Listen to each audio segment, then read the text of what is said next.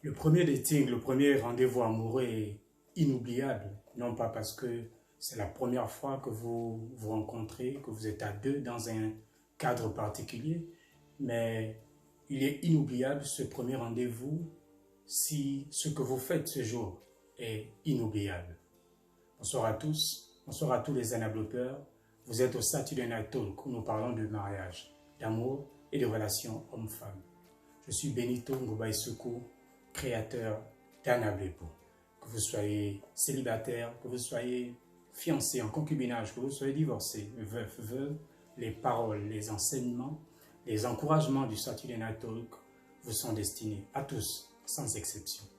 Après avoir parlé il y a 2 semaines des 3 secrets adressés aux hommes célibataires, nous allons ce soir parler des confidences pour les femmes célibataires. Nous allons, comme promis, retourner au chapitre 4 du livre Pépites sur le mariage. Nous allons lire et commenter ces 3 confidences que j'adresse à vous, mesdames, à vous, mesdemoiselles. Lorsque j'ai envoyé le manuscrit de ce livre à l'éditeur, il m'a répondu « C'est un livre très original, je vous encourage à vous le procurer ».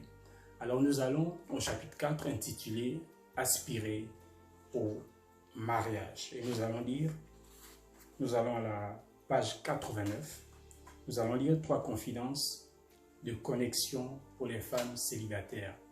Messieurs, même si ces mots s'adressent tout d'abord aux femmes, soyez là, soyez à l'écoute, parce que vous allez connaître, mieux comprendre la philosophie de cet homme, la philosophie de cette femme, la philosophie de cette sœur en Christ que vous regardez, que vous observez, la philosophie de cette collègue de travail que vous observez. Alors, les 3 confidences de connexion pour les femmes célibataires. Je vais également dire que si vous êtes une femme et que vous n'êtes pas aujourd'hui dans cette position d'observation, ce message s'adresse évidemment à vous toutes, Même si, je l'ai dit sur le ton de la blague, vous n'avez pas reçu l'invitation d'amis hommes sur Facebook depuis 6 mois, écoutez, même si la dernière fois qu'on vous a complimenté au boulot, ça remonte à 1 an, et c'est votre chef qui vous a complimenté sur la couleur de vos chaussures. Écoutez, même si ces derniers temps, personne ne semble-t-il pas intéressé par vous, même si le 14 février dernier, personne à l'église ne vous a adressé la moindre parole, écoutez ce qui suit. Les 3 confidences adressées à vous, mesdames.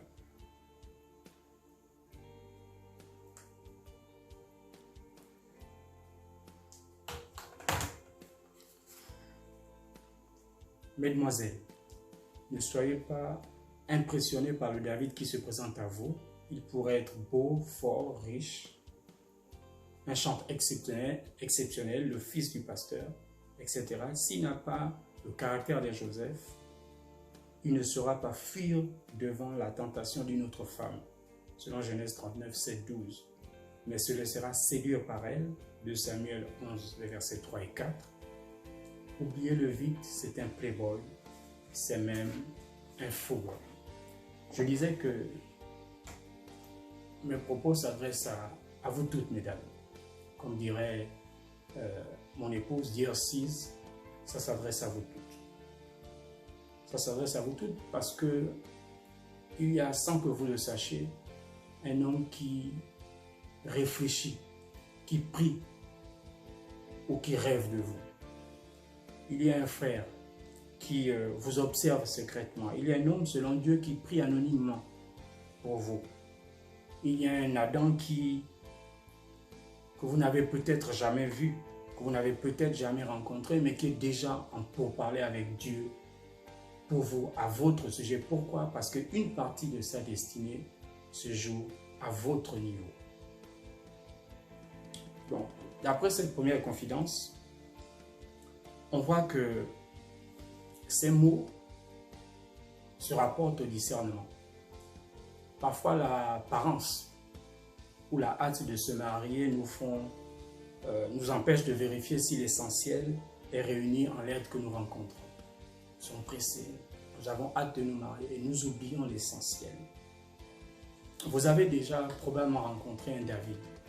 Vous avez un David sans doute dans votre entourage. Ce David, c'est cet homme beau, charmant, élégant. Son physique hors norme montre qu'il est sans doute inscrit à 3 clubs de fitness. C'est un homme beau. Ce David, à l'église, c'est le chantre principal, c'est le fils naturel ou spirituel du pasteur. Ce David, c'est peut-être le fils du maire. Et ces 3 offrandes à chaque réunion de l'église montrent que à lui tout seul, il peut régler le loyer ou la dette de votre church. Ce David, au travail, c'est le plus intelligent, c'est le plus doué, c'est le plus apprécié des chefs. D'ailleurs, durant cette crise que nous traversons, il a demandé et obtenu une dérogation pour aller travailler au siège et ne pas faire du télétravail comme les autres parce que lui, il voulait maintenir et garder sa productivité habituelle. Les qualités d'un tel homme sont nombreuses et reconnues de tous. Tout le monde l'aime et comme tout le monde, vous aussi, vous commencez à tomber amoureuse. Vous aussi, vous êtes impressionné par ce qu'il dégage, par ce qu'il fait, par ce qu'il dit, par ce qu'il possède.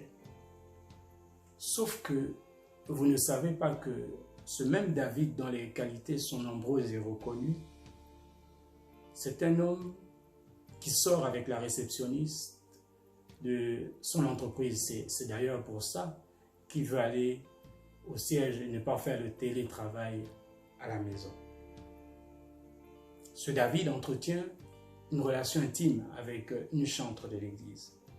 Ce David, c'est celui qui convoite même la fiancée du pasteur assistant. Ce même David dont les qualités sont pourtant reconnues. Vous êtes impressionné par cet homme, mais vous ne savez pas que cet homme est jaloux du succès des autres. Vous êtes impressionné par cet homme, mais vous ne savez pas que cet homme est celui qui sabote le leadership de ceux-là qui sont plus forts que lui. Cet homme qui fait l'unanimité ou presque a un principal défaut. C'est qu'il a un sale caractère ou alors, selon Dieu, il n'a pas un caractère. Il n'a pas un caractère selon Dieu. La Bible dit, gardez-vous des faux prophètes, ils viennent à vous en vêtements de brebis. Mais au-dedans, ce sont de loups ravisseurs. Moi, je vous dis, gardez-vous, mesdames, de ce type d'homme. Gardez-vous de ces David-là. Éloignez-vous, protégez-vous de ces playboys. Moi, je les appelle des adultes, A-D-O-L-T-E-S, pour la contraction de ado et adulte. En fait, ce sont des adultes en âge, mais ce sont des ados dans le langage. Ce sont des ados dans l'attitude, dans la mentalité et dans le caractère. Éloignez-vous des adultes, A-D-O-L-T-E-S. Cessez d'être impressionné par ces adultes. Faites le choix plutôt de regarder un Joseph, oui, d'être impressionné par un Joseph. Un homme dont les principes bibliques ont forgé le caractère. Un caractère de compassion, d'altruisme, de responsabilité, d'intégrité. Faites le choix d'être impressionné par un Joseph qui ne volera pas dans la caisse de l'Église ou qui ne falsifiera pas les comptes de la société. S'il a fait à l'Église du Seigneur et à l'État, il vous le fera sans doute un jour. Et un jour, vous entendrez qu'il vous dira chère Ruth Hortense, peux-tu s'il te plaît me prêter 3 000 €? C'est parce que je veux faire venir ma petite sœur qui est à l'étranger. Je voudrais qu'elle soit à côté de moi pendant un mois ou deux. Et je te promets de te rembourser. Mais finalement, vous vous rendez compte que 1 mois, 2 mois, 1 an plus tard, toujours rien. D'ailleurs, c'est lui qui vous fuit lorsqu'il vous voit. Et un jour, vous apprenez que ce David, que cet homme, en réalité n'a pas de sœur, qu'il est fils unique, que ce David, en réalité, a dépensé les 3 000 € que vous lui avez prêtés pour acheter une paire de bottes Isabelle Marant à 1000 € et un sac Hermès à une autre femme. Pour le bonheur d'une autre femme, mais pour votre malheur, c'est certain. Ce même David. Je lui faites le choix plutôt d'un Joseph qui gérera les finances du foyer, les finances de votre couple, comme un chef économiste.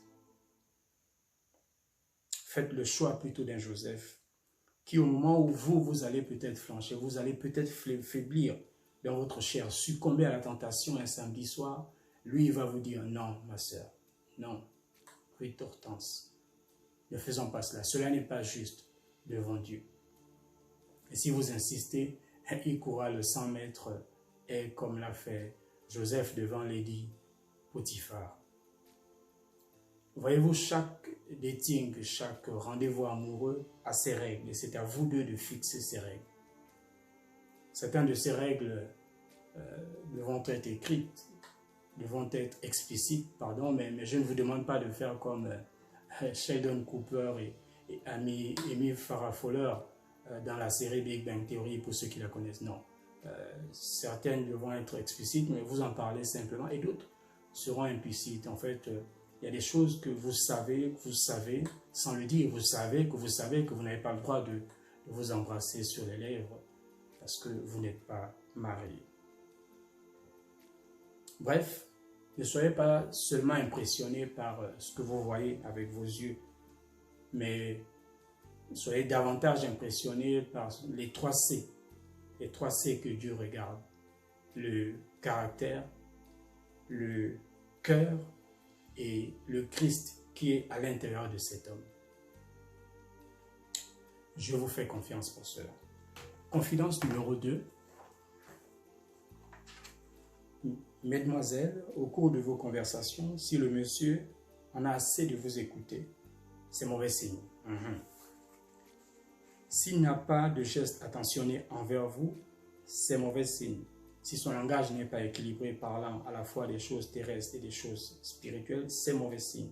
S'il se contente de vous faire des compliments sur votre beauté, c'est mauvais signe. Et s'il est toujours d'accord avec vous, sur tout ce que vous dites et faites, c'est encore mauvais signe.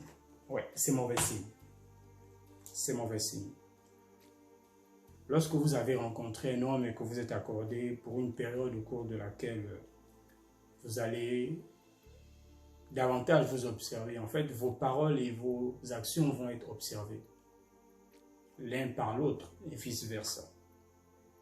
En période d'observation, en période codex, c'est cette période où vous décodez, c'est cette période où vous voulez voir si le produit est conforme aux normes divines. En fait, en cette période, mesdames, vos paroles vont lui révéler ce qui est à l'intérieur de vous. Vous savez que lorsque on parle, il y a ce qu'on entend, ce qu'on écoute, et il y a ce que l'on perçoit derrière les mots qui sont prononcés. Et donc, lorsque vous lui parlez de vos journées, de vos projets d'entreprise, de la situation du moment, il va interpréter ce que vous dites et il va être soit très intéressé, soit moyennement intéressé ou pas du tout intéressé. Donc, son attitude va révéler ce qu'il a décidé de faire, ses intentions vis-à-vis de vous. Donc, vos paroles sont importantes et son attitude l'est tout aussi.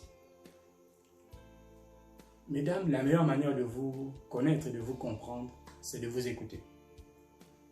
Alors, si cet homme ne vous écoute pas, la question est, veut-il vraiment vous connaître? Veut-il vraiment vous comprendre? Si cet homme ne vous écoute pas vraiment, cela signifie qu'il n'essaie pas vraiment d'être votre ami. Or, la Bible dit dans Jean 3, 29, un ami écoute. Et s'il ne veut pas être votre ami, alors il ne veut pas en réalité être votre futur époux. Parce qu'un époux est un ami intime. Je répète, s'il ne vous écoute pas, c'est qu'il ne veut pas être votre ami. Et s'il ne veut pas être votre ami, il ne peut pas être votre futur époux. Autre chose, il est possible qu'il manque quelque peu de finesse, de tact. C'est une chose, ça arrive même à tout le monde, ça arrive même aux meilleurs. Mais s'il n'est pas du tout attentionné, s'il ne vous tient pas à la porte, s'il se sert toujours en premier, s'il s'assoit toujours en premier, s'il ne montre pas de gentillesse, s'il n'est pas prévenant, vous êtes prévenu que c'est un manjango, que c'est le type d'époux qui, le jour du mariage, pourrait s'essuyer les pieds sur votre robe. Je plaisante.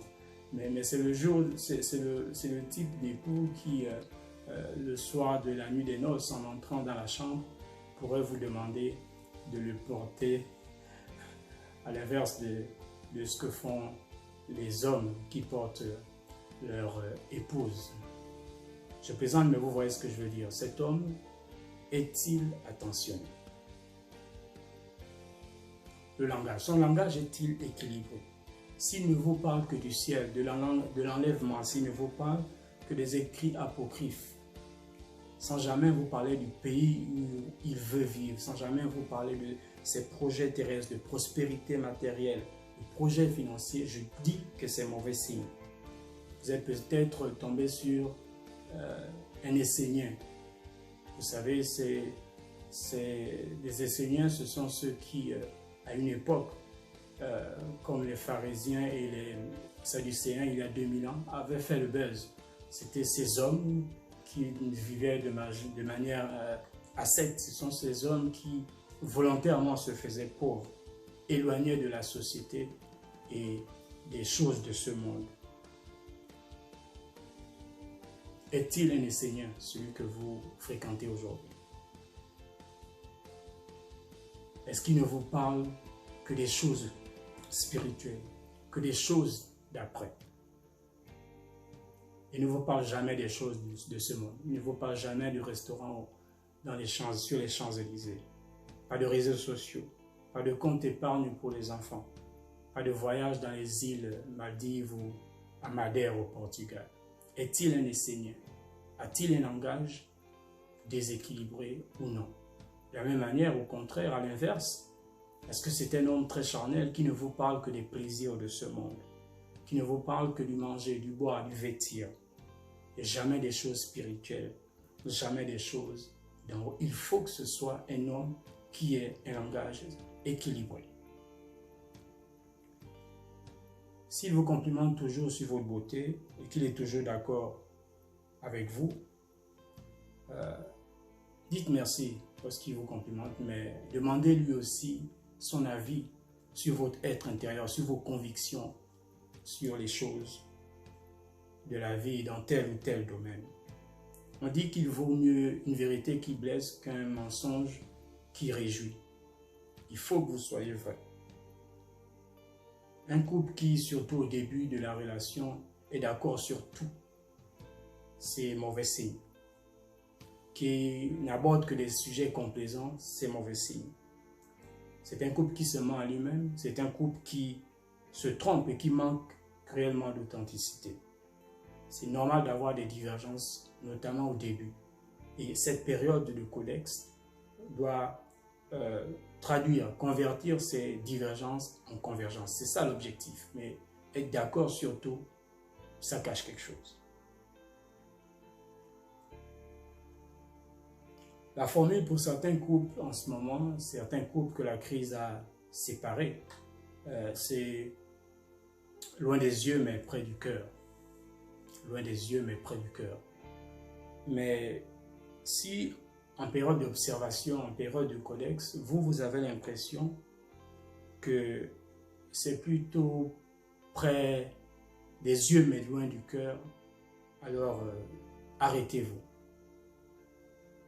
Ou vous passez votre chemin, ou vous laissez à cet homme l'opportunité de montrer des signes positifs, plus positifs. Tous ces mauvais signes mettent en avant un manque d'intérêt pour vous. Est-ce qu'il s'intéresse vraiment à vous? Bien sûr que comme tous les hommes, il pourrait s'améliorer. Ça, c'est certain. Mais lorsque quelqu'un fait toutes ces choses combinées, c'est mauvais signe. C'est mauvais signe. Lorsqu'il ne vous écoute jamais, lorsqu'il manque réellement de tact, lorsqu'il n'est pas attentionné, lorsque c'est un ascète qui veut être austère et pauvre, en fait, vous, mesdames, vous ne le disqualifiez pas, mais c'est lui-même qui se disqualifie. Confidence 3. Mesdemoiselles, Soyez vrai, soyez vous.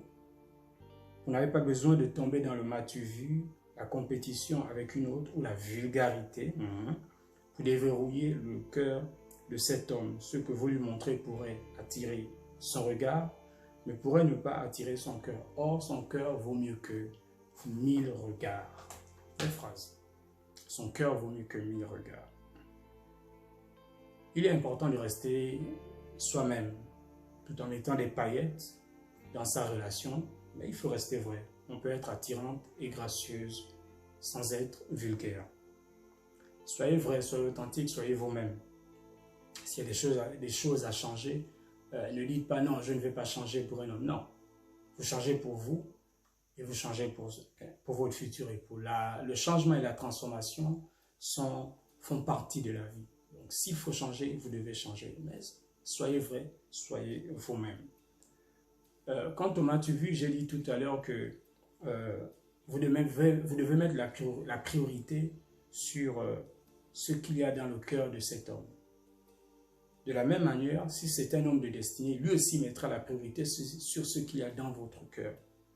Bien sûr qu'il est comme tous les hommes, qu'il regarde à ceux qui frappent, mais si c'est un homme de destinée, il regardera en priorité à ce qu'il y a à l'intérieur de vous et non pas ce qu'il y a sur vous, non pas sur vos vêtements, votre maquillage, votre rouge à lèvres, mais ce qu'il y a à l'intérieur de vous. Pourquoi? Parce que c'est ce qu'il y a à l'intérieur de vous qui fait partie de sa destinée. Parce que sa destinée se trouve en partie dans votre cœur, à l'intérieur de vous. Alors il veut savoir ce qu'il y a dans votre cœur. Donc votre m'as-tu vu n'est donc pas nécessaire, ne sert pas à grand chose. La compétition. Vous n'êtes en compétition avec personne. Quand bien même il y aurait une autre femme ou deux femmes autour de cet homme, vous n'êtes en compétition avec personne. Si elle veut être en compétition, qu'elle le soit, mais vous n'êtes pas en compétition. Lamentation 2, au verset 13 dit, « Que dois-je faire? À quoi te comparer, fille de Jérusalem? Qui trouver de semblable à toi? Mesdames, vous êtes uniques. » L'apôtre Paul dit dans 2 Corinthiens 10, 12, « Nous n'osons pas nous égaler ou nous comparer à quelques-uns. » Se comparer à une autre femme, c'est, selon Dieu, manquer d'intelligence. Si vous êtes en compétition, c'est uniquement avec la meilleure version de vous-même, mais pas avec une autre. Au sujet de la vulgarité, je dis que si vous êtes une princesse du royaume, ne parlez pas comme une biquette au pays de la vulgarité. Ne soyez pas vulgaire, mais soyez élégante dans votre langage et vos actions. Ne soyez pas grossière, soyez délicate dans vos paroles et vos actes. Ne soyez pas impolie, soyez gracieuse lorsque vous parlez, lorsque vous agissez. Lorsqu'on vous voit, soyez gracieuse. Son cœur ou ses yeux, quelle est la priorité? Je disais à l'instant que son cœur vaut mieux que 1000 regards. Son cœur influence ses yeux. L'inverse aussi, ce que nous voyons influence le cœur, mais cette influence est moins forte et prend du temps. Mais la réelle influence, c'est celle que les yeux ont sur, celle que le cœur a sur les yeux. Son cœur influence ses yeux. Son cœur influence ce que ses yeux cherchent à voir. Si son cœur aime qu'une femme soit sophistiquée, alors ses yeux vont se tourner vers une femme sophistiquée. Si son cœur aime qu'une femme soit pudique, alors ses yeux vont se tourner vers une femme pudique. Si son cœur aime qu'une épouse soit douce et soumise, alors ses yeux vont se tourner vers une femme qui soit douce et serviable. Son cœur influence ses yeux. Si donc vous vous focalisez en priorité sur comment attirer son regard, tandis que son cœur est à l'opposé de ce que vous représentez, ça ne sert pas à grand chose, vous courez en vain. En fait, vous gesticulez. Vous devez savoir ce qu'il y a dans son cœur. Et quand vous avez découvert, quand vous le savez, alors soit vous laissez tomber parce que ça a des années-lumière de ce que vous êtes, de vos convictions, de ce que vous représentez, soit vous travaillez pour que votre nom, pour que votre personne soit inscrite inscrit sur les tables de son cœur.